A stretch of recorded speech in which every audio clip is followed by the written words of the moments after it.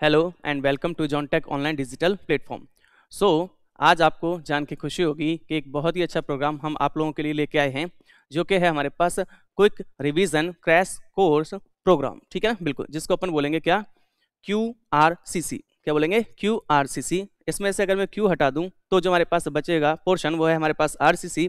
तो उसी से अपन स्टार्ट करेंगे और यहाँ पे अपन डील करेंगे RCC सब्जेक्ट को, जो कि आपके लिए बहुत ही ज़्यादा बेनिफिशियल होने वाला है। क्यों? क्योंकि आपका जो एग्ज़ाम है वो बहुत ही ज़्यादा नज़दीक है, बहुत ही ज़्यादा नज़दीक है। इसीलिए कुछ जो स्टूडेंट हैं, अगर उनको कम समय में ही ज़्यादा अगर गेन करना है तो उनके लिए ये जो कहीं ना कहीं एक प्रोग्राम है वो बहुत ही ज़्यादा बेनिफिशियल होने वाला है। चलिए तो स्टार्ट करते हैं अपन सब्जेक्ट RCC के। इस सब्जेक्ट में कहाँ कहाँ से क्वेश्चन हमारे पास पूछे जाते हैं, क्या क्या अपन को डील करना है। बहुत सारी चीज़ें इस सब्जेक्ट में आपने डीपली पढ़ी हैं, लेकिन लास्ट टाइम पे अपन को ये समझ में नहीं आता कि क्या अपन को रिवाइज करना है और क्या अपन को छोड़ना है। तो उसी में अगर अपन थोड़ा सा ध्यान देते हुए अगर कुछ टॉपिक्स को अपन फिल्टर करें, वैसे तो अपन को आपको सारा पढ़ाया ही गया है, लेकिन अपन उनमें से भी क्या क्या चीज़ें हैं जिनके आने के चांसेस जो हमारे पास हैं वो बहुत ज़्यादा हैं, अगर उसको अगर अपन डील करेंगे तो वो कुछ इस प्रकार हैं। आइए, तो पहला जो हमारे पास चैप्टर है वो है हमारे पास इंट्रोडक्शन। पहला जो हमारे पास चैप्टर है वो है हमारे पास इंट्रोडक्शन। इंट्रोडक्शन मतलब इंट्रोडक्शन ऑफ RCC। ठीक है, बिल्कुल। चलिए, तो अगर मैं बात करूंगा, जैसा कि हम सभी लोगों को पता है कि RCC जो हमारे पास है वो किस किस का कॉम्बिनेशन है, तो ये हमारे पास कॉम्बिनेशन है सीमेंट का, सैंड का, कोर्स एग्रीगेट में बोल दूं, प्लस वाटर। ठीक है ना, बिल्कुल। और अगर मैं चाहूँ तो एड मिक्सचर भी ऐड कर सकता हूँ फॉर डिजायरेबल प्रॉपर्टीज। इससे जो हमारे पास एक मिक्स, जो कि होमोजीनियस मिक्स माना जाता है, हालांकि होता हेट्रोजीनियस है लेकिन होमोजीनियस मिक्स माना जाएगा, तो वो जो मुझे मिक्स प्राप्त होगा उसी को अपन क्या बोलेंगे सर? कंक्रीट बोलेंगे। और इस कंक्रीट में अगर मैं रिइंफोर्समेंट प्रोवाइड कर दूंगा तो वो जो हमें पर्टिकुलर मिक्स प्राप्त होगा वो क्या होगा हमारे पास? RCC कहलाएगा। क्या कहलाएगा? RCC कहलाएगा। चलिए, तो वही यहाँ पे लिखा हुआ है कि सीमेंट जो हमारे पास कंक्रीट है, इसकी अगर अपन बात करें तो ये हमारे पास कहीं ना कहीं एक कंपोजिट मिक्सचर होगा which is obtained by artificial hardening of cement, sand मतलब fine aggregate, coarse aggregate, water and sometimes admixture in an appropriate proportion in order to achieve desired strength, in order to achieve desired strength। इसी को क्या बोलेंगे अपन? Cement concrete बोलेंगे। जो हमारे पास strength की property है या स्ट्रेंथ जो हमारे पास है कंक्रीट की, वो डिपेंड करेगी सर हमारे पास जो हमारे पास प्रॉपर्टी है, कहीं ना कहीं क्वालिटी हमारे पास मटेरियल की, उस पर डिपेंड करेगी। तो property and quality of the material, mixing pattern, compaction and curing, और time between mixing and placing. ये क्वेश्चन भी पूछा गया है SSC जेईई में। अगर आप लोग देखोगे तो ये क्वेश्चन भी पूछा गया है कि कंक्रीट की जो हमारे पास क्वालिटी है वो किन किन चीज़ों पे डिपेंड करेगी। तो 3 चीज़ें हैं हमारे पास, कौन कौन सी? Property and quality of material, फिर हमारे पास mix pattern, compaction and curing पे डिपेंड करेगा, और टाइम जो हमारे पास है मिक्सिंग और प्लेसिंग के बीच में उस पर भी डिपेंड करेगा। ठीक है सर। आगे अगर अपन बात करें तो हमारे पास कंक्रीट जो है वो एक ब्रिटल मटेरियल है, हम सभी लोगों को पता है, जो कि वीक होता है किसमें? टेंशन में। वीक होता है किसमें? टेंशन में। और इसीलिए कहीं ना कहीं अपन रीइंफोर्स्ड करते हैं उसको स्टील के द्वारा, उसको डक्ट बनाया जा सके। क्योंकि ब्रिटल जो हमारे पास मटेरियल है उसके साथ जो हमारे पास वीक पॉइंट है वो ये है कि वो सडन फेलियर देगा, जबकि एक डक्टाइल मटेरियल को अगर मैं वहां पे प्रोवाइड करूंगा तो वो जो फेलियर देगा हमें कैसा देगा? इंडिकेशन देगा वो फेल होने से पहले। तो ये कहीं ना कहीं बेनिफिशियल होता है हमारे लिए। ठीक है, concrete is a brittle material and for brittle material अगर मैं बात करूंगा तो ब्रिटल मटेरियल जो हमारे पास होगी उसकी कंप्रेसिव स्ट्रेंथ सबसे ज्यादा होगी, उसके बाद वो वीक होगा किसमें? शेयर में, और सबसे ज्यादा कमजोर जो होगा वो किसमें होगा सर? टेंशन में, या फिर टेंसाइल स्ट्रेंथ जो हमारे पास होगी उसकी वो क्या होगी? सबसे कम। चलिए, तो सीमेंट कंक्रीट जो हमारे पास है RCC के अगर अपन बात करेंगे तो वो वीक है किसमें? टेंशन में। ठीक है ना, बिल्कुल। तो टेंसाइल लोड को ये नहीं कैरी कर सकता, इसीलिए अपन यहाँ पे क्या प्रोवाइड करेंगे? रीइंफोर्समेंट प्रोवाइड करेंगे डक्टाइल मटेरियल के तौर पे। ठीक है, ये सब बातें अपन को पता है। मैंने बोला सर डक्टाइल मटेरियल जो हमारे पास है उसकी अगर मैं बात करूंगा तो इस डक्टाइल मटेरियल की टेंसाइल स्ट्रेंथ और कंप्रेसिव स्ट्रेंथ बराबर होती है, जबकि ये फेल होता है किसमें? शेयर में। किसमें? शेयर में फेल होता है ना, बिल्कुल। डक्टाइल मटेरियल माइल्ड स्टील, उसका कप एंड कोन फेलियर जब अपन टेस्टिंग करते हैं तो यहाँ पे जो फेलियर देखने को मिलता है वो 45 डिग्री एंगल पे देखने को मिलता है, जिसको क्या बोलते हैं? कप और कोन फेलियर बोलते हैं ना, बिल्कुल। चलिए, अगर मैं बात करूं तो यही बताया गया है कि स्टील को ही क्यों यूज किया गया है सीमेंट कंक्रीट में, क्योंकि इसका कोफिशिएंट ऑफ थर्मल एक्सपेंशन जो हमारे पास होता है स्टील का, वो बराबर होता है coefficient of thermal expansion of concrete के। जो हमारे पास कोफिशिएंट ऑफ थर्मल एक्सपेंशन है किसका? स्टील का, वो बराबर होता है किसके? Coefficient of thermal expansion of concrete के। इसीलिए अपन ने एज ए स्टील को यूज किया है एज ए डक्टाइल मटेरियल किसमें? कंक्रीट में। ठीक है सर। अगर मैं बात करूंगा डिफरेंट ग्रेड ऑफ कंक्रीट, तो ये भी क्वेश्चन पूछा जाता है कि अगर मैं IS 456 2000 के अकॉर्डिंग अगर मैं बात करूं तो अलग अलग जो मेरे पास ग्रेड्स हैं कंक्रीट के उसको बांटा गया है। पहला है मेरे पास ऑर्डिनरी कंक्रीट, फिर है स्टैंडर्ड कंक्रीट और फिर है मेरे पास हाई स्ट्रेंथ कंक्रीट। अगर मैं बात करूं तो क्वेश्चन ये पूछा जाता है सर कि ऑर्डिनरी कंक्रीट में किस पर्टिकुलर रेंज के जो एग्रीगेट है मेरे पास, सॉरी किस पर्टिकुलर रेंज के जो मेरे पास ग्रेड हैं कंक्रीट के उनको कंसीडर किया गया है, तो वो है मेरे पास M10 से लेके M20। स्टैंडर्ड कंक्रीट में अपन कंसीडर करते हैं M25 से लेके M60 और हाई स्ट्रेंथ कंक्रीट की अगर मैं बात करूं तो M65 से लेके M100। ये किस में आता है? स्टैंडर्ड हाई स्ट्रेंथ कंक्रीट में। ठीक है, जो मेरे पास ऑर्डिनरी कंक्रीट होगी उसको अपन कहाँ पे यूज करेंगे, तो लीन कंक्रीट वर्क जो मेरे पास होंगे, जो कमजोर टाइप के जो मेरे पास वर्क होंगे उनमें मैं यूज करूंगा ऑर्डिनरी कंक्रीट को। मिनिमम ग्रेड जो अपन यूज करते हैं कंक्रीट में आरसीसी के लिए वो होता है हमारे पास M20। क्वेश्चन कई बार पूछा जा चुका है। अगर मैं बात करूंगा स्टैंडर्ड कंक्रीट की तो इसको यूज कर सकते हैं अपन आरसीसी वर्क के लिए और किसके लिए, प्रीस्ट्रेस्ड कंक्रीट के लिए, मतलब पीएससी के लिए। हाई स्ट्रेंथ कंक्रीट की अगर मैं बात करूंगा जो कि है मेरे पास M65 से लेके M100, उसको मैं यूज कर सकता हूँ प्रीस्ट्रेस्ड कंक्रीट वर्क के लिए और very high strength concrete work के लिए। ठीक है ना, बिल्कुल। तो यहाँ से क्वेश्चन पूछा गया है तो ये आपको रिवाइज करना है। उसके बाद क्वेश्चन पूछा जाता है सर स्पेशली एसएससी की अगर मैं बात करूँ या किसी स्टेट पीएससी एग्जाम की अगर मैं बात करूँ तो वो जो हमारे पास क्वेश्चन है वो पूछा जाता है मिनिमम ग्रेड ऑफ कंक्रीट जो आपको यूज करना है एज पर IS 456 2000। तो मिनिमम ग्रेड जो मेरे पास होगा कंक्रीट का जो कि मैं अलग अलग काम के लिए यूज करूंगा वो मेरे पास कौन कौन से होंगे, तो मैंने बोला सर मेरे पास दो तरीके के मिक्स हैं, एक है मेरे पास नॉमिनल मिक्स और एक है मेरे पास plain mix. Up to M20 grade of concrete जो मेरे पास होता है उसको कंसीडर किया जाता है किसमें, नॉमिनल मिक्स में। इसीलिए अगर मैं बात करूंगा तो अप टू M20, तो M5 से लेके M20 तक जो मेरे पास है वो किसमें आए हैं, नॉमिनल मिक्स में। और अगर मैं बात करूंगा प्लेन मिक्स की, अगर मैं बात करूंगा प्लेन मिक्स की, तो प्लेन मिक्स जो मेरे पास होगा वो होगा मेरे पास M15 से लेके M25 तक मेरे पास क्या होगा, प्लेन मिक्स। और M20 से ऊपर के जितने भी मेरे पास ग्रेड होंगे उनके लिए अगर मैं एक डिजाइन करके प्रोपोर्शन अगर मैं बना रहा हूं तो वो कहलाएगा मेरे पास डिजाइन मिक्स। क्या कहलाएगा, डिजाइन मिक्स। ठीक है, अगर मैं आरसीसी में बात करूंगा तो मिनिमम ग्रेड जो मैं यूज करूंगा वो होगा मेरे पास M20। और आरसीसी वर्क के लिए अगर मैं कंक्रीट ग्रेड की रेंज की अगर मैं बात करूंगा तो M20 से लेके M40 ग्रेड तक की कंक्रीट को मैं यूज कर सकता हूं। ठीक है, उसके बाद अगर मैं बात करूं तो मेरे पास है, अगर मैं पोस्ट टेंशनिंग का काम कर रहा हूं, प्री टेंशनिंग का काम कर रहा हूं, तो याद आपको ऐसे रखना है कि पोस्ट में कितने वर्ड आ रहे हैं, 4। तो इसका मतलब दो चीजें लिख लेते हैं अपन, 3 और 4, या मैं लिख लेता हूं 30 और 40। तो ये दोनों मेरे पास हो सकते हैं पॉसिबिलिटीज। तो मैंने बोला सर पोस्ट में कितने वर्ड हैं, तो 4 वर्ड हैं। इसका ऑपोजिट कितना हो गया, 3 हो गया। मतलब पोस्ट जहां पे होगा वहां पे आएगा M30, मिनिमम ग्रेड जो आएगा वो कितना आएगा, M30। और अगर प्री टेंशनिंग की अगर मैं बात करूंगा यहाँ पे कितने वर्ड हैं, 3, तो इसका ऑपोजिट जो मेरे पास हो जाएगा 3 का ऑपोजिट, मतलब 3 और 4 में बात कर रहे हैं तो कौन सा हो जाएगा, M40। तो इसके लिए कितना आएगा, M40। अगर मैं अंडर सी वाटर अगर मैं बात करूंगा तो उसके लिए मेरे पास जो मिनिमम ग्रेड रहेगा वो रहेगा मेरे पास M30। अगर मैं फाउंडेशन वर्क की बात करूंगा तो उसके लिए जो मेरे पास मिनिमम ग्रेड रहेगा वो कितना रहेगा, M35। कितना रहेगा, M35। यहाँ पे चाहो तो ये और लिख लो, minimum grade used in RCC water tank.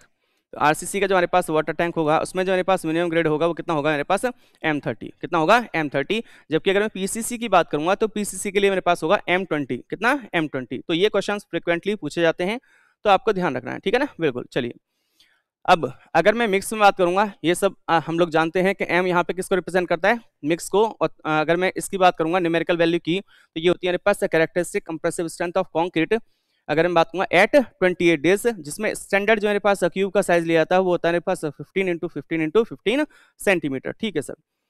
फिर अगर मैं बात करूंगा यहाँ पे वही डेफिनेशन है कि characteristic compressive strength of concrete cube.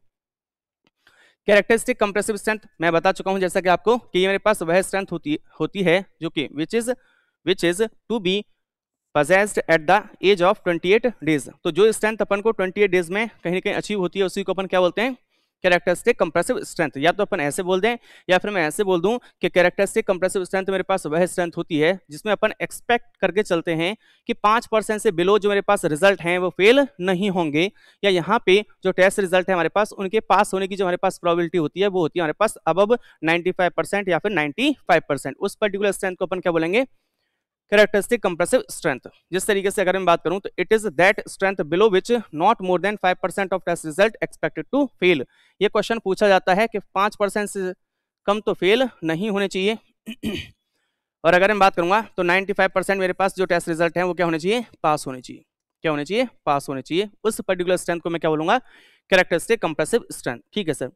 अगर मैं यहाँ पे बात करूं तो 100 concrete cubes are tested under uniaxial, uniaxial मतलब एक ही डायरेक्शन में अपन लगा रहे हैं, compression gives the following results. ठीक है, अरेंज्ड इन इंक्रीजिंग ऑर्डर।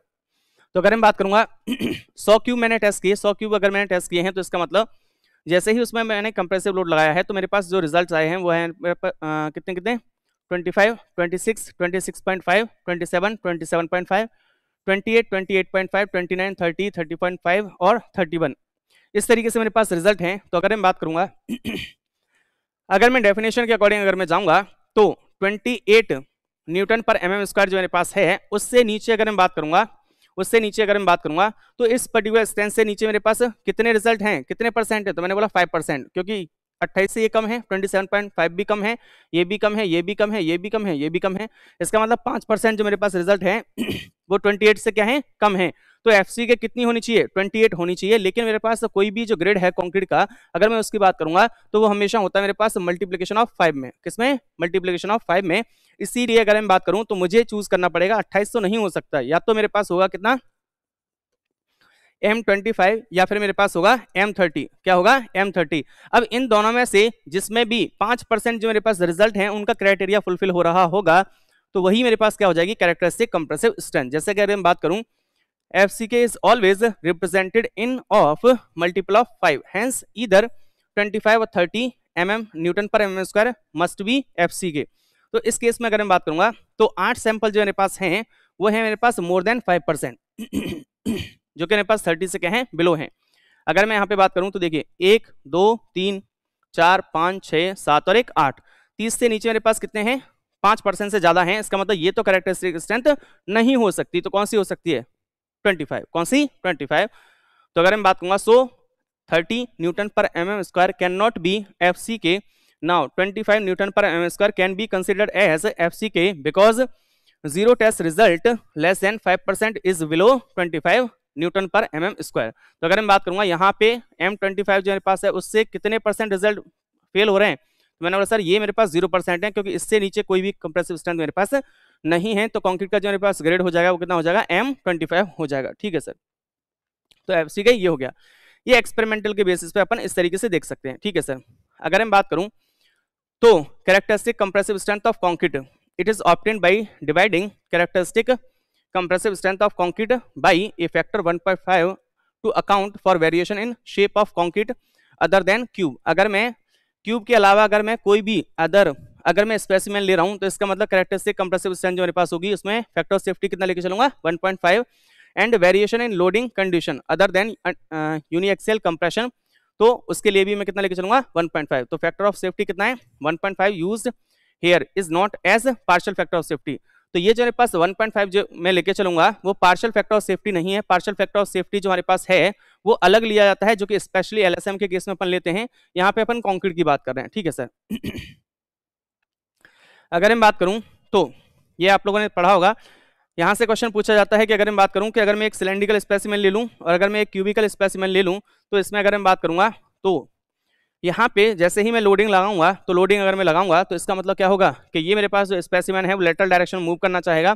तो कितना जोन मेरे पास फ्रिक्शन से यहाँ पे अफेक्टेड है, कितना जोन मेरे पास फ्रिक्शन से यहाँ पे अफेक्टेड है, तो वो कहीं ना कहीं पोर्शन मेरे पास कम होता है किसमें, सिलेंडर में, और ज्यादा होता है किसमें, क्यूब में। इसीलिए क्यूब की जो मेरे पास स्ट्रेंथ आती है वो ज्यादा आती है एज कम्पेयर टू सिलेंडर। और कितने परसेंट, तो मैंने बोला 25%। कितने, 25%। स्टैंडर्ड साइज जो है वो पूछ लिया जाता है, क्योंकि हमें पता है कि क्यूब की अगर हम बात करूंगा तो इसका साइज ले सकते हैं अपन 15 सेंटीमीटर या फिर 150 इंटू 150 mm। और अगर मैं इसकी बात करूंगा तो जो हमारे पास कहीं ना कहीं सिलेंडर है उसका रेशो लिया जाता है 2:1 में हमेशा। कितना, 2:1 में। 2 मतलब 1 रेशो में अगर मेरे पास डायमीटर है तो हाइट जो होगी इसकी वो किसमें होगी, 2 टाइम्स होगी उसकी, है ना। बिल्कुल। चलिए, वो डिपेंड करता है मेरे पास कि maximum nominal size of aggregate मेरे पास कितना है। तो क्यूब की डायमेंशंस की अगर मैं बात करूंगा तो maximum nominal size of aggregate जो मेरे पास है, अगर मैं उसकी बात करूंगा तो अगर वो मेरे पास 20 mm या उससे बड़ा है और अगर वो मेरे पास 20 mm से छोटा है, तो अगर मेरे पास 20 mm से बड़ा अगर होगा तो क्यूब की डायमेंशन में लेके चलूंगा कितनी, 150 इंटू 150 इंटू 150।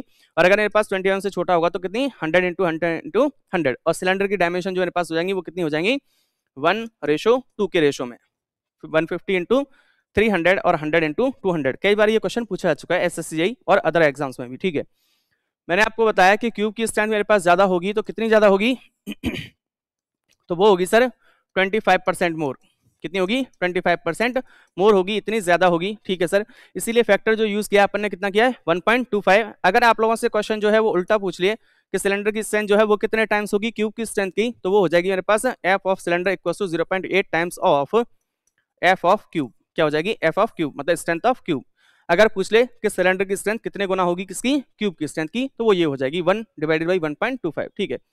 उसके बाद अगर मैं बात करूं तो, और हाँ, ये क्वेश्चन पूछा जाता है कि क्यूब और सिलेंडर की अगर मैं बात करूंगा तो स्मॉलर साइज जो मेरे पास होगा उसकी जो स्ट्रेंथ होगी वो ज्यादा होगी as compare to standard size. क्यों? क्योंकि इसमें फ्रिक्शन जो लगेगा वो क्या लगेगा? ज्यादा। और जितना ज्यादा फ्रिक्शन लगेगा उतना ही रेजिस्टेंस क्रिएट होगा, जितना ज्यादा रेजिस्टेंस क्रिएट होगा इसका मतलब कहीं ना कहीं उतनी ही स्ट्रेंथ मुझे क्या मिलेगी? ज्यादा मिलेगी, ठीक है सर।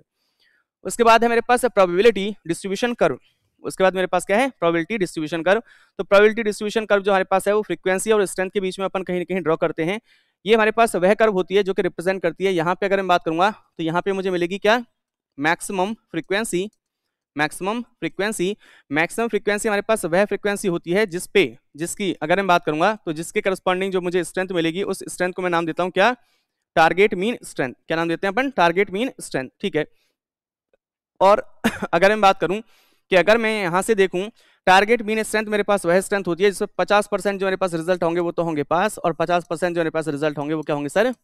फेल होंगे। क्या होंगे? फेल होंगे। उस पर्टिकुलर स्ट्रेंथ को मैं क्या बोलूंगा? Target mean strength. मैंने बोला सर अगर मैं यहाँ पे इस ग्राफ को अच्छे तरीके से अगर मैं देखूंगा तो इसका मतलब ये वाला जो मेरे पास पोर्शन है वो कहीं कहीं इस पूरे ग्राफ का 5% होगा। अगर ये मेरे पास 5% है तो ये शो कर रहा है कि 5% जो मेरे पास रिजल्ट है वो क्या है? मेरे पास फेल हो रहे हैं और 95% क्या हो रहे हैं?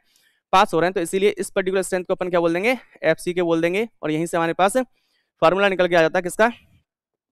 टारगेट मीन स्ट्रेंथ का, जो कि मेरे पास हो जाएगा FM इक्वल्स टू FC के प्लस 1.65 इंटू सिग्मा। और सिग्मा मेरे पास क्या है? Standard deviation. स्टैंडर्ड डेविएशन जो मेरे पास होता है वो होता है अंडर रूट में वेरिएंस। और वेरिएंस मेरे पास क्या हो जाएगा?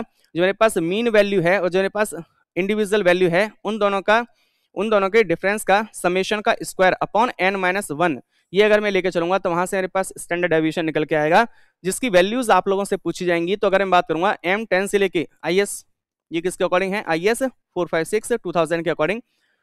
तो अगर मैं स्टैंडर्ड डेविएशन की अगर वैल्यू की बात करूंगा तो M10 से M15 के लिए, 20 से लेके 25 के लिए और 30 एंड अबव के लिए आपको एक फ्लो में याद करनी है 3.5, 4 और 5।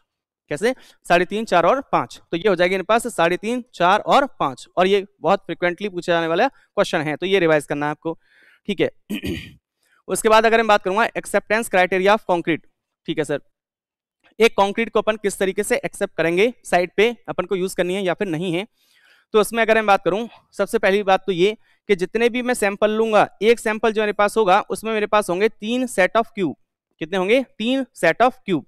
और एक अगर मैं स्पेसिमेन वर्ड यूज कर रहा हूं इसका मतलब एक क्यूब को रिप्रेजेंट करेगा। सैंपल अगर मैं वर्ड यूज कर रहा हूं तो वो सेट ऑफ 3 क्यूब को रिप्रेजेंट करेगा। आजकल SSC JEE ने पैटर्न जो बना रखा है वो इस तरीके से बना रखा है कि ये जो मेरे पास क्वांटिटी है कंक्रीट की उसकी रेंज जैसे 1 से 5 मीटर क्यूब, 6 से 15 मीटर क्यूब, 16 से 30 मीटर क्यूब, 31 से 50 मीटर क्यूब और 51 एंड अबव। तो अगर मैं बात करूं यहाँ पे इंडिविजुअली आपको दे देगा जैसे 4 मीटर क्यूब के लिए, 4 मीटर क्यूब के लिए बताइए कितने नंबर ऑफ सैंपल आप लोगे टेस्टिंग के लिए, ठीक है ना। 4 मीटर क्यूब मतलब इसके बीच में दे दिया आपको कंक्रीट। तो अगर इस तरीके से अगर क्वेश्चन पूछेगा तो अगर 1 से 5 मीटर क्यूब इस पर्टिकुलर रेंज में अगर लाइक करेगा तो कितने नंबर ऑफ सैंपल लूंगा? 1। 6 से अगर 15 मीटर क्यूब तो कितने? 2। 16 से 30 मीटर क्यूब तो कितने? 3।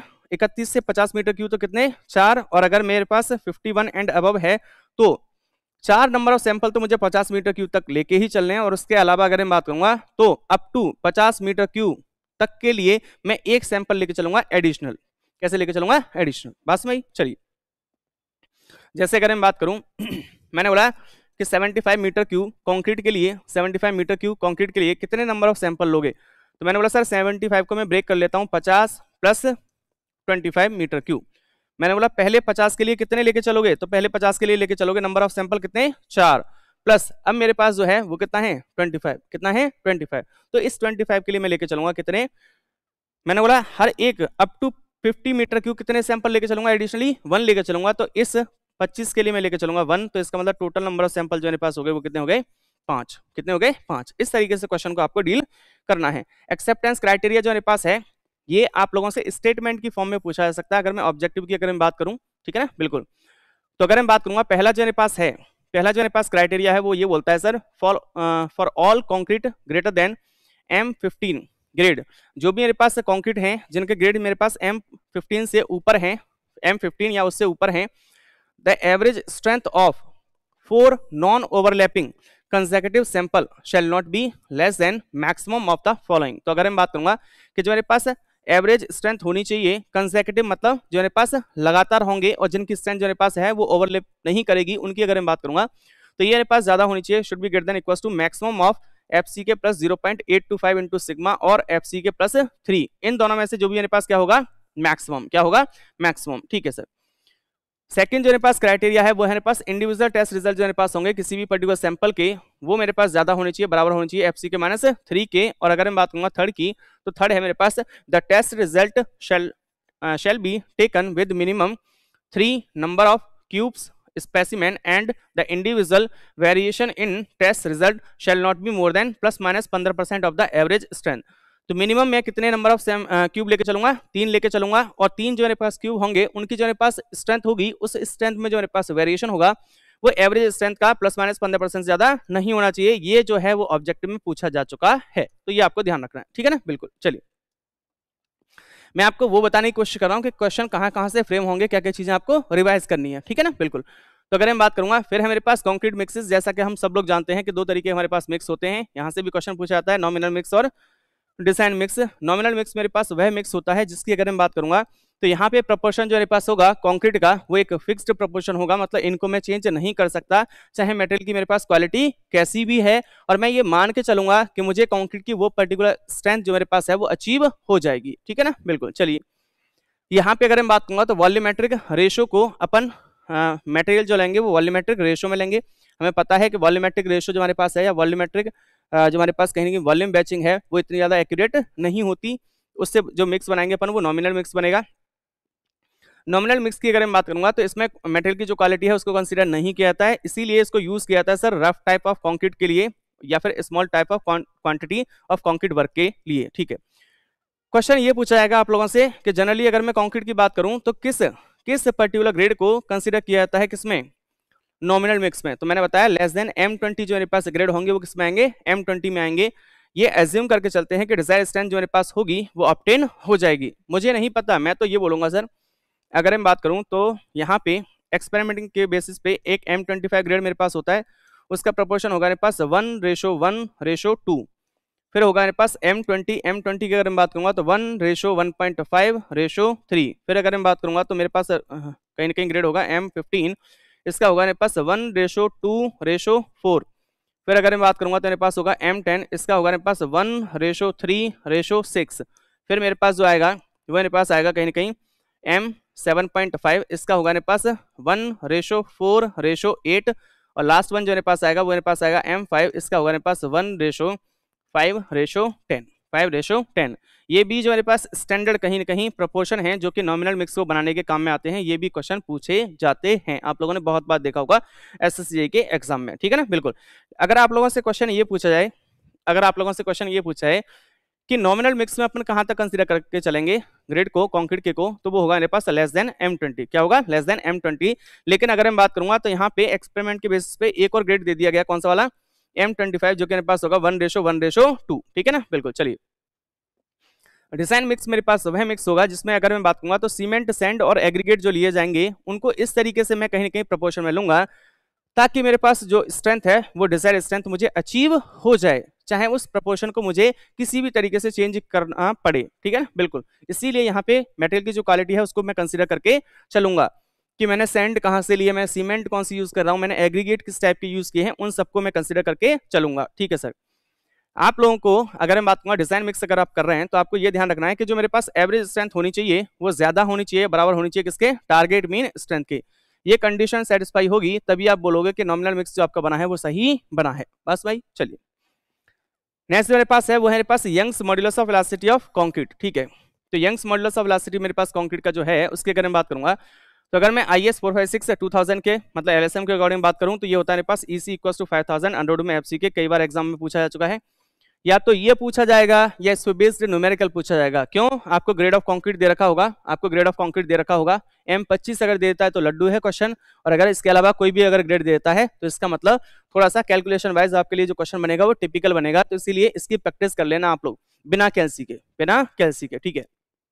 तो मैंने बोला सर ये हो जाएगा मेरे पास, अगर मैं LSM के अकॉर्डिंग अगर मैं बात करूं तो ये हो जाएगा मेरे पास EC equal to 5000 under root में FC के, और अगर मैं WSM के अकॉर्डिंग अगर मैं बात करूंगा तो EC equal to 5700 under root में FC के। ये दोनों फॉर्मूले हैं, आपको याद रखने हैं, बिल्कुल पूछे ही जाते हैं, आप सब लोगों को पता है, ठीक है। अगर मैं बात करूंगा तो मॉड्यूलस ऑफ वेलोसिटी जो मेरे पास है उसको डिफरेंट मैनर्स में मेजर किया जाता है। अगर मैं बात करूंगा, पहला है मेरे पास initial tangent modulus of velocity. अगर मैं यहाँ पे बात करूं तो देखिए, अगर मैं इस स्ट्रेस स्ट्रेन कर्व की अगर मैं बात करूंगा तो स्ट्रेस स्ट्रेन कर्व जो मेरे पास है उसकी ओरिजिन पे जो मेरे पास स्लोप होगी उसको बोलते हैं अपन initial tangent modulus of elasticity, ठीक है। कोई भी पॉइंट ऑफ लोडिंग जो मेरे पास होगी उस पॉइंट ऑफ लोडिंग को अगर मैं ओरिजिन से मीट कराऊं और उसकी अगर मैं स्लोप मेजर करूं यहाँ पे, तो इसका मतलब उसको बोलेंगे अपन सीकेंट मॉड्यूलस। क्या बोलेंगे? Secant modulus. और अगर ये जो मेरे पास पॉइंट ऑफ लोडिंग है, पॉइंट ऑफ कंसीडरेशन है, अगर मैं यहाँ पे एक टेंजेंट ड्रॉ करूं उसका हॉरिजॉन्टल से अगर मैं एंगल लूंगा तो उसको बोलेंगे अपन क्या? Tangent modulus of elasticity. क्या बोलेंगे? Tangent modulus of elasticity. ये सब चीजें अपन पढ़ चुके हैं, ठीक है सर। क्वेश्चन जो वो आप लोगों से पूछेगा वो ये पूछेगा कि इन तीनों में से अगर मैं बात करूंगा, पहली बात तो ये कि ऊपर वाले जो फॉर्मूले हैं हमारे पास, दोनों फॉर्मूले जो हमारे पास हैं 5000 अंडर रूट में FC के और 5700 अंडर रूट में FC के, ये कौन से मॉड्यूलस के अकॉर्डिंग दिए गए हैं? तो सर ये दिए गए हैं सीकेंट मॉड्यूलस ऑफ इलास्टिसिटी के अकॉर्डिंग, ध्यान रखना है, ठीक है ना, बिल्कुल। चलिए उसके बाद अगर मैं बात करूं विद इन इलास्टिक जोन, अगर मैं इलास्टिक जोन की बात करूंगा, इलास्टिक लिमिट की बात करूंगा, तो तीनों ही जो मेरे पास मॉड्यूलस ऑफ इलास्टिसिटी होंगे वो बराबर होंगे सर, चाहे मैं बात करूं इनिशियल टेंजेंट की, सीकेंट की, या फिर किसकी? टेंजेंट मॉड्यूलस की। और किसके बराबर होंगे सर? तो वो होंगे बराबर सर किसके? 5000 अंडर रूट में FC के। लेकिन अगर मैं प्लास्टिक जोन में अगर मैं बात करूंगा तो प्लास्टिक जोन में सबसे ज्यादा होगा मेरे पास इनिशियल, फिर होगा मेरे पास सीकेंट, और फिर होगा मेरे पास टेंजेंट, फिर होगा मेरे पास कौन सा? टेंजेंट, ठीक है। ये सारे के सारे जो मेरे पास मॉड्यूलस ऑफ वेलोसिटी हैं वो मेरे पास कैसे हैं? Short term modulus of velocity, क्योंकि मैंने यहाँ पे क्रीप और श्रिंकेज के इफेक्ट को कंसीडर नहीं किया है। अगर मैं उसको कंसीडर कर लूंगा तो ये मेरे पास जो मॉड्यूलस ऑफ वेलोसिटी कहलाएंगे वो क्या कहलाएंगे? Long term. क्या कहलाएंगे? Long term. तो EC इक्वल टू, अगर मैं बात करूं, ये हो जाएगा मेरे पास ECR equal to EC upon 1 plus theta, और थीटा है मेरे पास क्रीप कॉफिशिएंट। क्या है? क्रीप कॉफिशिएंट या अल्टीमेट क्रीप कॉफिशिएंट। थीटा जो मेरे पास होगा वो होगा मेरे पास ultimate creep strain upon elastic strain, elastic strain at the age of loading, at the age of loading, ठीक है ना, इस पे होगा। चलिए मैंने बोला सर अगर मैं यहां से बात करूं तो क्वेश्चन आप लोगों से, एक तो ये क्वेश्चन पूछा जाएगा आप लोगों से 1 प्लस थीटा फॉर्मूला क्या होगा ये पूछा जाएगा। उसके बाद क्रीप कॉफिशिएंट जो होता है वो किस किस का रेशो होता है, तो मैंने बोला सर ये होता है मेरे पास ultimate creep strain upon elastic strain, ultimate creep strain upon elastic strain, ठीक है। Ultimate creep strain upon elastic strain, या इसी को बोल देते हैं अपन creep strain upon elastic strain, ठीक है सर। मैंने बोला सर यहाँ से क्वेश्चन आप लोगों से जो पूछा जाएगा वो ये पूछा जाएगा कि जो मेरे पास क्रीप कॉफिशिएंट की वैल्यू है वो किस तरीके से वेरी करती है। तो अगर मैं बात करूंगा जैसे जैसे टाइम बढ़ेगा सर, जैसे जैसे टाइम बढ़ेगा इसकी जो हमारे पास वैल्यू है वो क्या होती जाएगी सर? कम होती जाएगी। क्या होती जाएगी? कम होती जाएगी। क्योंकि अगर मैं बात करूंगा रेट जो मेरे पास है क्रीप का वो कम होता जाता है जैसे जैसे टाइम बढ़ेगा, इसीलिए वैल्यू मेरे पास क्या होती है? कम होती है। अच्छे से डिस्कस करते हैं अपन इसको क्लास में। यहाँ पे क्रैश कोर्स है तो इसीलिए आप लोगों को वो चीजें बताने की कोशिश कर रहा हूँ जहां से डेफिनेटली क्वेश्चन आएगा ही आएगा। अगर आप उन चीजों को रिवाइज करके जाते हैं तो डेफिनेटली आपको फायदा मिलेगा।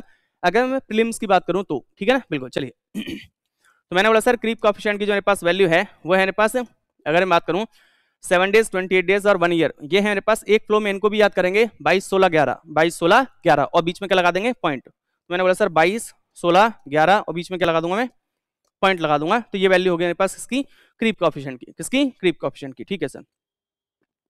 अगर मैं बात करूं तो ये जो मेरे पास कहीं ना कहीं मॉड्यूलस ऑफ वेलोसिटी है, अगर मैं इसकी बात करूंगा तो इनकी जो मेरे पास एक्चुअल वैल्यू होगी और इनकी जो मेरे पास थ्योरेटिकल वैल्यू होगी यंग्स मॉड्यूलस की, एक्चुअल वैल्यू में और थ्योरेटिकल वैल्यू में हमारे पास कहीं ना कहीं वेरिएशन हो सकता है ±20%। ये भी क्वेश्चन पूछा जा चुका है। +-15% वो भी पूछा जा चुका है, ये भी क्वेश्चन पूछा जा चुका है, ध्यान रखना।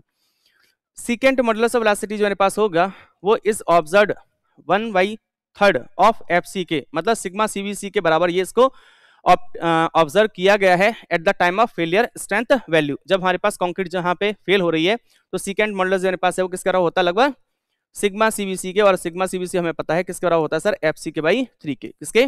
FC के/3 के, ठीक है ना। चलिए बिल्कुल चलिए, तो मोस्टली आपसे जो क्वेश्चन पूछे जाएंगे वो इंट्रोडक्शन पार्ट से बहुत सारे क्वेश्चंस आप लोगों से पूछा जाने वाले हैं। चलिए, नेक्स्ट हमारे पास permissible stress in concrete.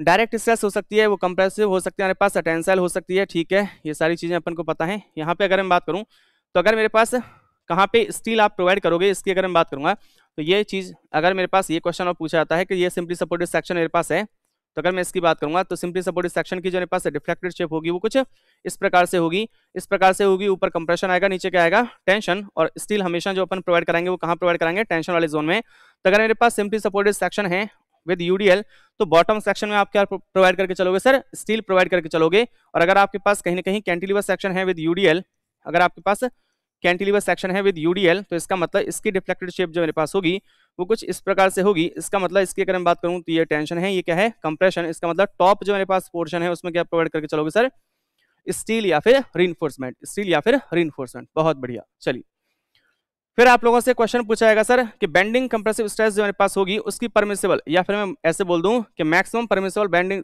Compressive stress जो मेरे पास होगी वो बोलते हैं सर अपन सिग्मा सीबीसी को, जो कि मेरे पास होगी एफसी के अपॉन फैक्टर ऑफ सेफ्टी। किसके बराबर होगी सर, एफसी के अपॉन फैक्टर ऑफ सेफ्टी। और डब्ल्यूएसएम में अगर अपन बात करेंगे तो फैक्टर ऑफ सेफ्टी लिया जाता है सर 3, इसीलिए मेरे पास सिग्मा सीबीसी की वैल्यू कितनी आ रही है, एफसी के अपॉन 3 आती है। ठीक है सर।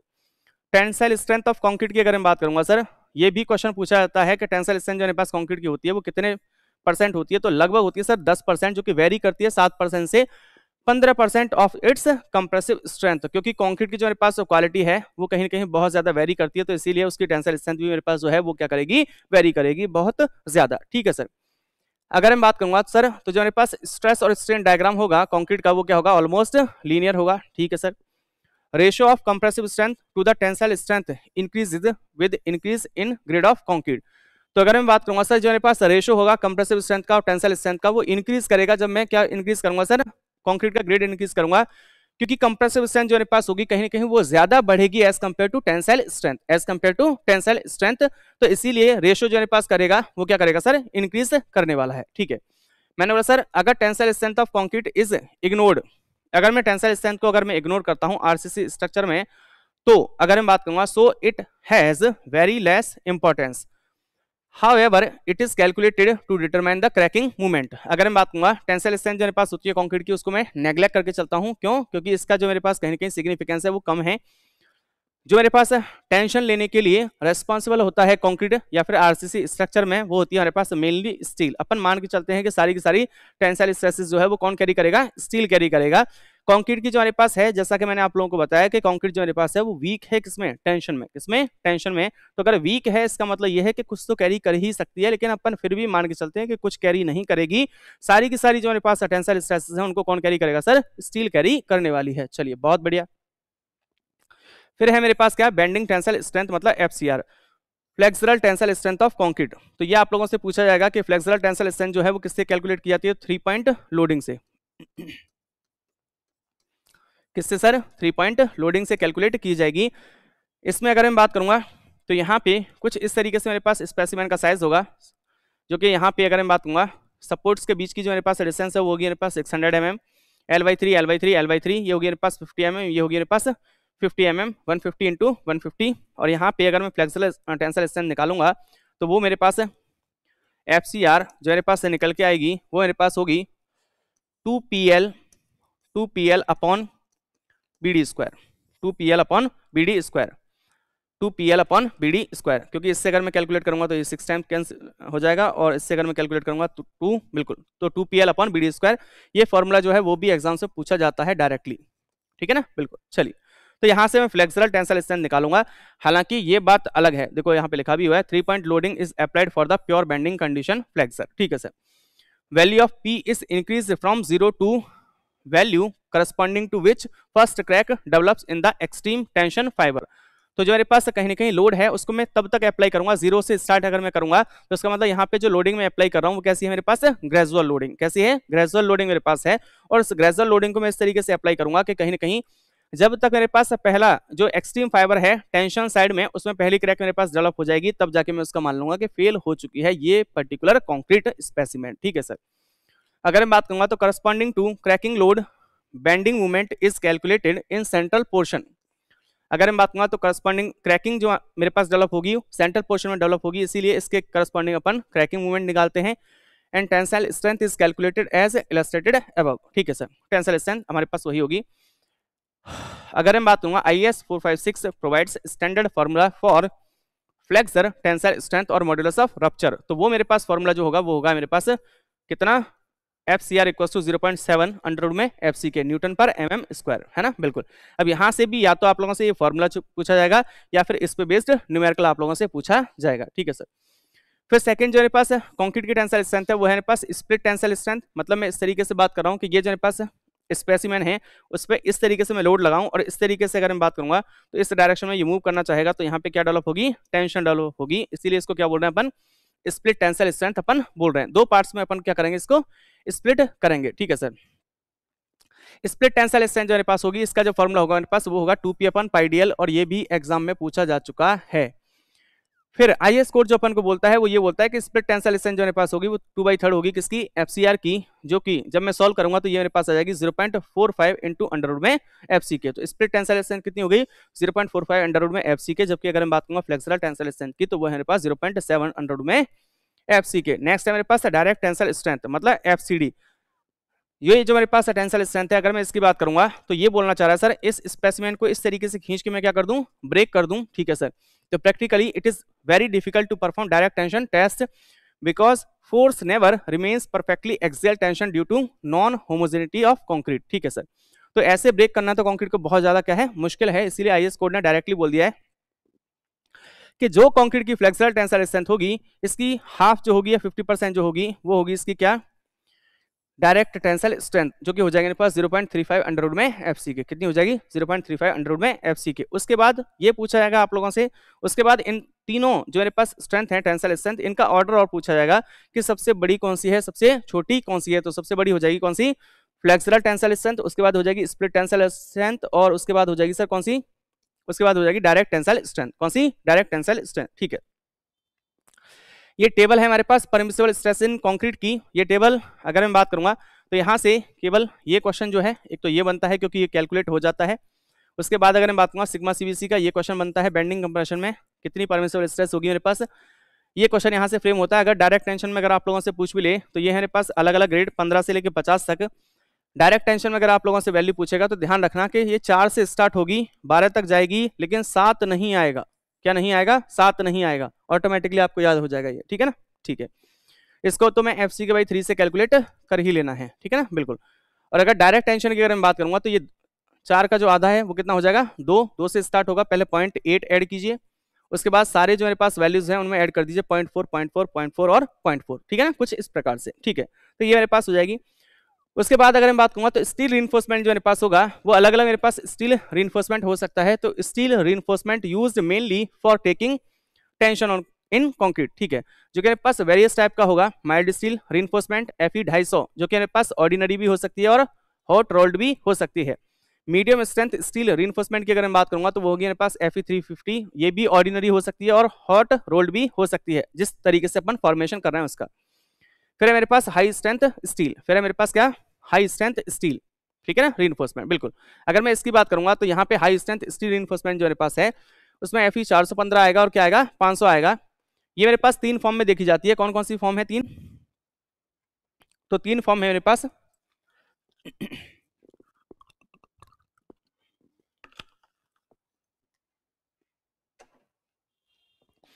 तीन फॉर्म है मेरे पास। पहली है मेरे पास HYSD, फिर है मेरे पास TMT, फिर है मेरे पास CTD।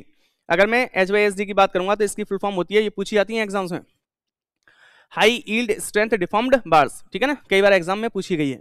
TMT मतलब थर्मो मैकेनिकली ट्रीटेड बार्स। ये जो प्रोसेस है, जिस प्रोसेस से ये बनाई गई है उसी के बेस पे इसका नाम रख दिया गया है ना।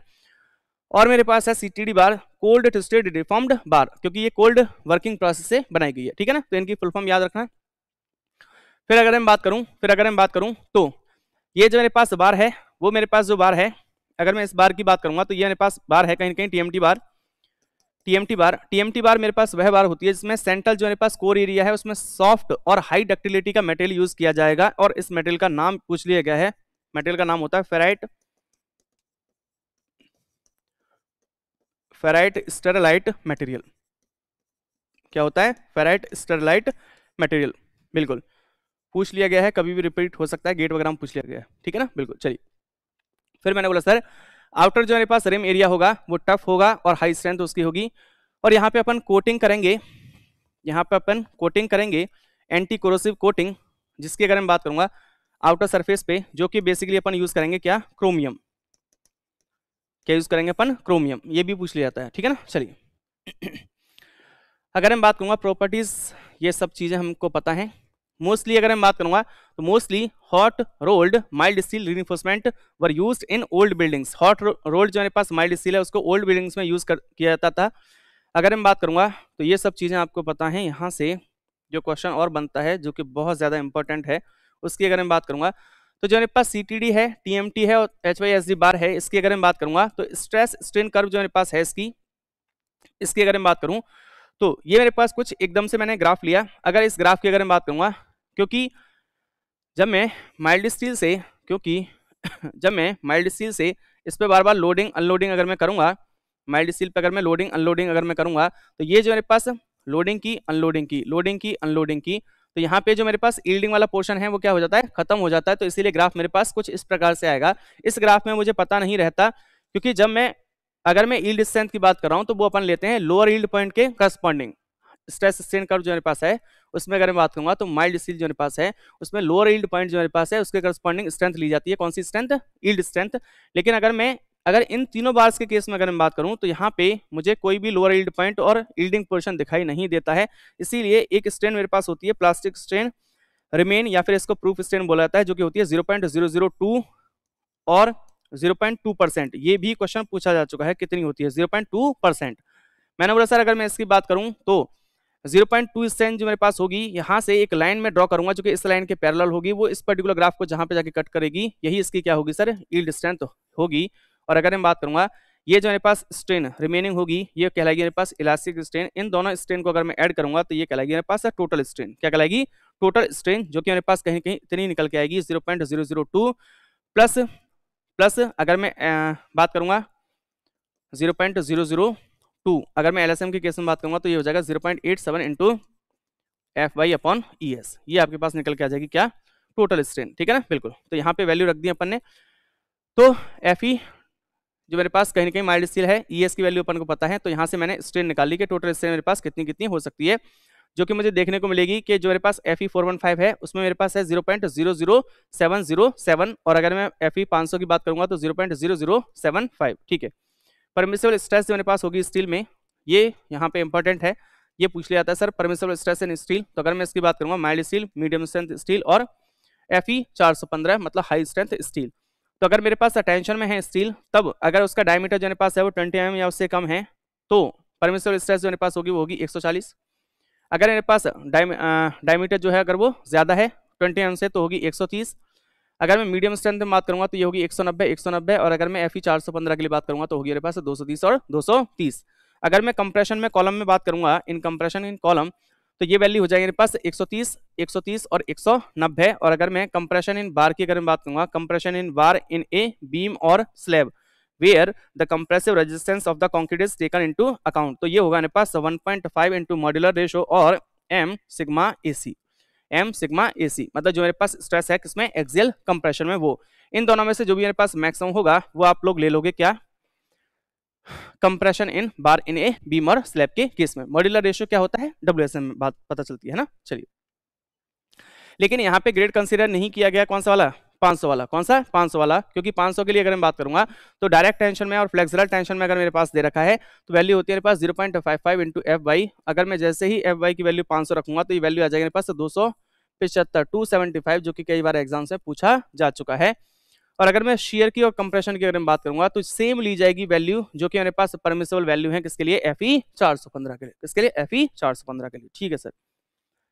ठीक है सर। फिर अगर मैं बात करूं नॉमिनल कवर, क्वेश्चन पूछा ही जाएगा नॉमिनल कवर। तो nominal cover is the minimum clear cover required for outer most layer of steel reinforcement provided design depth of the concrete cover provided to all kind of steel reinforcement including likes ties की अगर मैं बात करूं, stirrups की अगर मैं बात करूं, ETC as per IS 456 2000।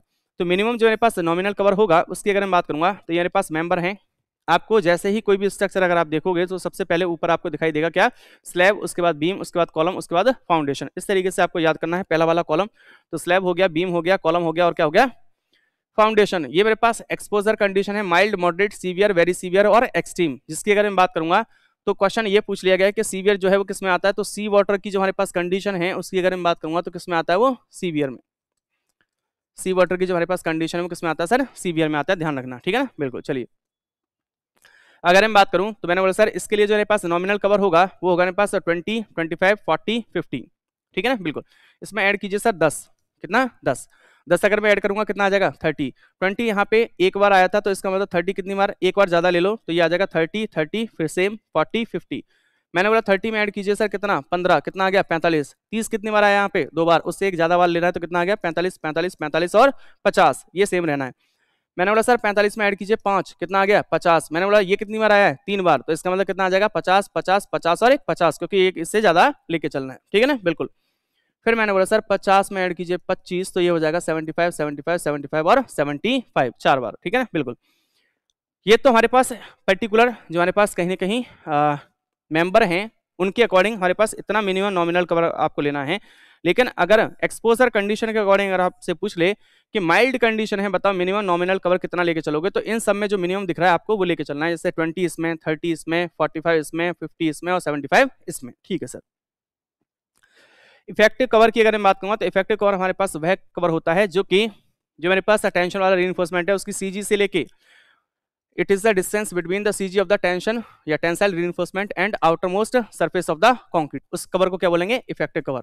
जबकि टेंशन जो मेरे पास रीइंफोर्समेंट है, जो मेरे पास रीइंफोर्समेंट है उसके आउटर सरफेस से लेके कंक्रीट के आउटर सरफेस तक की जो मेरे पास डिस्टेंस कहलाएगी वो क्या कहलाएगी, नॉमिनल कवर, ठीक है सर। तो इस तरीके से हमारे पास जो पहला चैप्टर है वो क्या होता है, खत्म होता है। तो इस तरीके से आप लोगों के मोस्टली जो क्वेश्चन है वो यहाँ से पूछे जाते हैं कि नॉमिनल कवर क्या है, ये सारी चीजें यहाँ से फ्रिक्वेंटली पूछे जाने वाली हैं। तो इसी तरीके से अपन इस सीरीज को स्टार्ट रखेंगे और धीरे धीरे करके अपने सब्जेक्ट को जितना कंसाइज वे में हो सकता है उस सब्जेक्ट को अपन कहीं ना कहीं रिवाइज करेंगे ताकि अपन एसएससी जेईई में प्रीलिम्स में अच्छा स्कोर कर सकें। इसी तरीके से जब आपका मेंस का एग्जाम आएगा तो उसके लिए भी अपन कोई प्रोग्राम लेके आएंगे जिससे आप लोगों को कहीं ना कहीं बेनिफिट हो, क्योंकि डेफिनेटली जो बच्चे पढ़े हुए हैं जिन्होंने अच्छे से मेहनत की है उनको डेफिनेटली इस चीज़ से फायदा मिलने वाला है, क्योंकि उनकी जो चीज़ें हैं वो क्लियर हैं। बस उनको इतना चाहिए कि कोई बंदा मेरे सामने आ जाए और मुझे जल्दी से चीज़ें जो हैं उनको क्या करा दे, रिवाइज करा दे या ब्रशअप करा दे, और उसी आपकी मेमोरी जो है, जो चीज़ें आपकी कहीं ना कहीं अब बैठ चुकी हैं काफ़ी दिनों से, उन्हीं को अपन उभारने की, निखारने की कोशिश कर रहे हैं, उन्हीं को अपन ब्रशअप करने की कोशिश कर रहे हैं, ताकि वही चीज़ें जो हैं, अगर आप ट्रिक्स भूल रहे हो, कैसे याद किया था ये भूल रहे हो, क्योंकि कई बार टीचर ये होता है कि आप क्लास में उसको 1 साल पहले आपने पढ़ा था, अब टीचर क्या बोल के गया था वही आपको याद नहीं आ रहा, तो आपको थोड़ा सा लर्न करने में क्या हो रही है, प्रॉब्लम हो रही है। तो उन्हीं चीज़ों को अपन ब्रशअप कराने के लिए आपको लिए ये प्रोग्राम लेके आए हैं जो कि आपके लिए क्या होगा, बेनिफिशियल होने वाला है। चलिए मिलते हैं नेक्स्ट वीडियो में, तब तक के लिए thank you very much, revise कीजिए।